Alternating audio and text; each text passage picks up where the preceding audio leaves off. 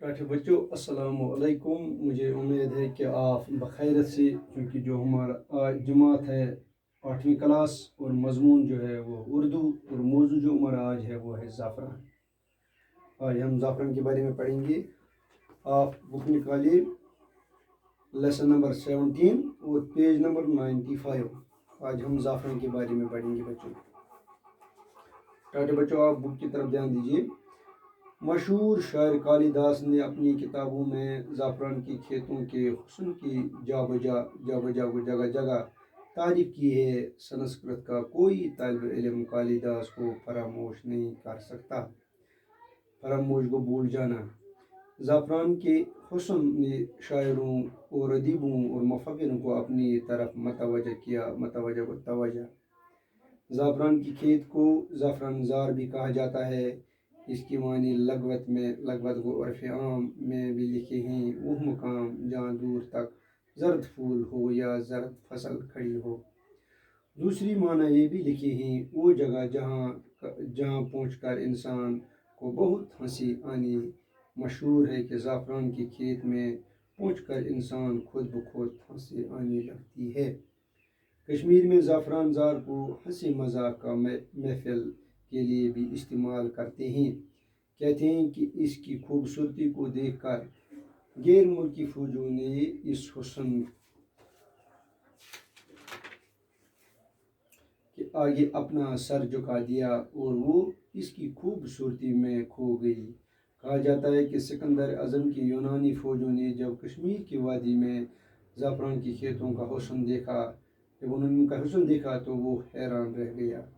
وہ خوبصورت پھولوں میں اپنی فوجی فرائض کی جمع بھول بیٹھی اور زعفران کے پھولوں کی خوبصورتی رنگوں میں فطرت کے گٹھ میں دیکھنے لگی.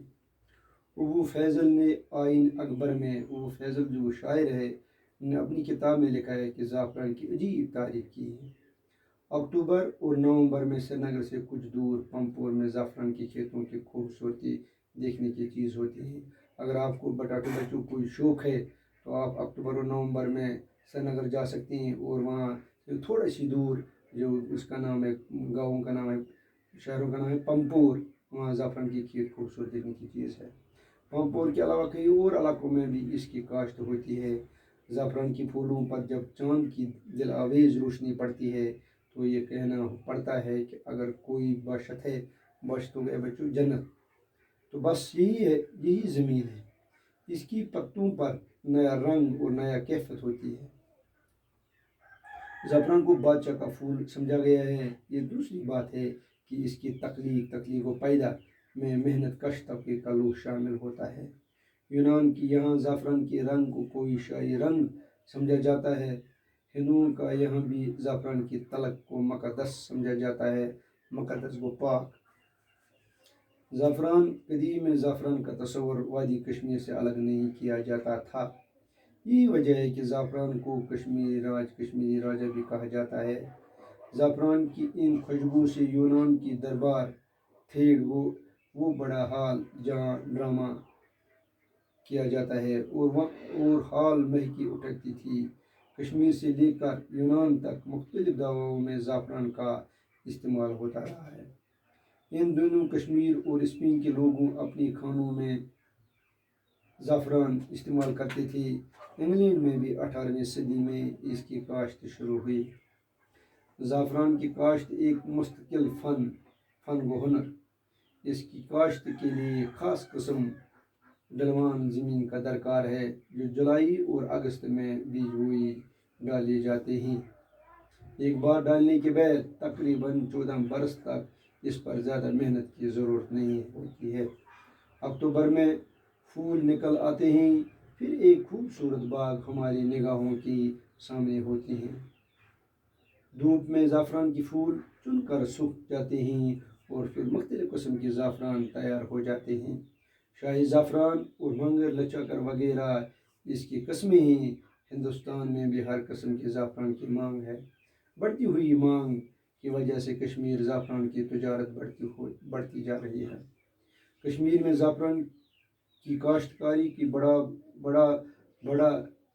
کشمیر میں زعفران کی کاشتکاری کو बड़ी पैमाने पर फ़रोग देने के लिए मरकज़ी रियासती हुकूमत ने कई मनसूबे तश्कील दी हैं और एक तवील मनसूबे नेशनल ज़ाफ़रान मिशन के तहत हाथ में लिया।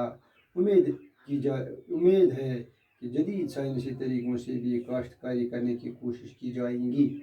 और कालिदास ने अपनी नज़मों में ज़ाफ़रान के हुस्न को जिस खूबसूरती से बयान किया है, इसकी असली खुशबू तमाम दुनिया में फैल जाएंगी।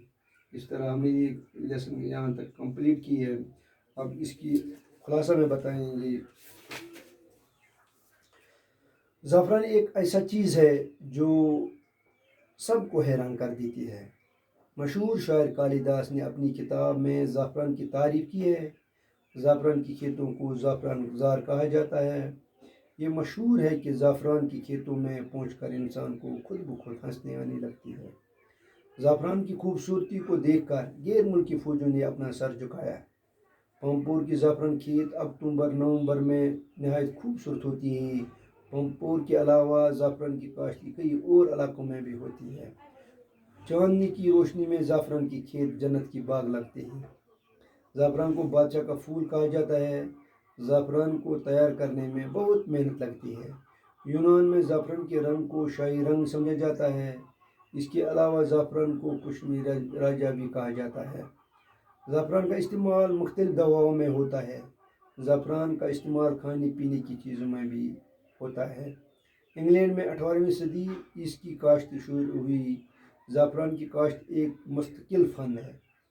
इसकी काश्त के लिए एक ख़ास किस्म ढलवान ज़मीन दरकार होती है।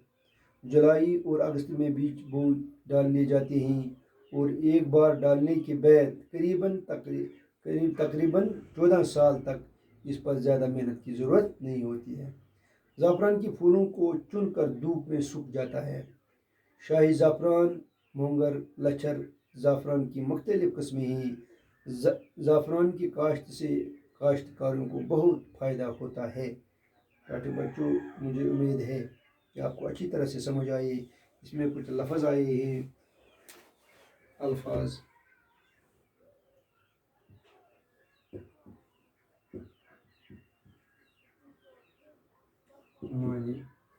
एक लफ्ज़ आया है जाबजा।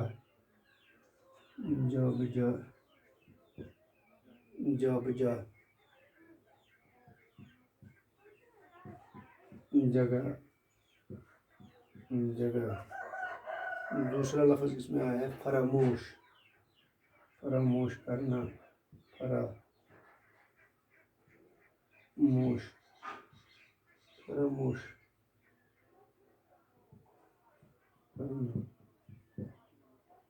भूल जाना, भूल जाना। तीसरा लफ्ज़ इसमें आया है मुतवज्जा। मुतवज्जा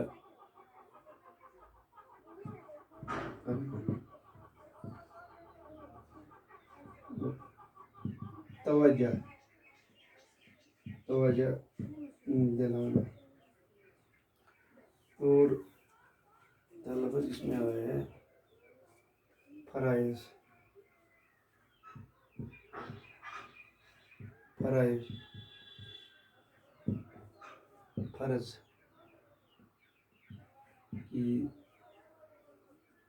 फ़र्ज़ की जमा। और लफ्ज़ इसमें आया है लफ्ज़ काश्त होना। काश्त होना, खेती करना। और इसमें एक लफ्ज़ आया है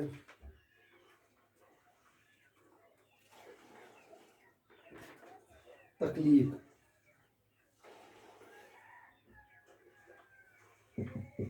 तकलीफ तकलीफ करना,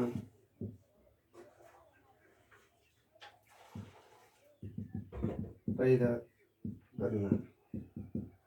मुझे उम्मीद है कि आपको अच्छी तरह से समझ आए और ये लफ्ज़ जो है ये कापी पर दर्ज करें। इंशाअल्लाह अगर ज़िंदगी हो तो हम कल इसके आगे پڑھیں گے، تب تک کے لیے خدا حافظ۔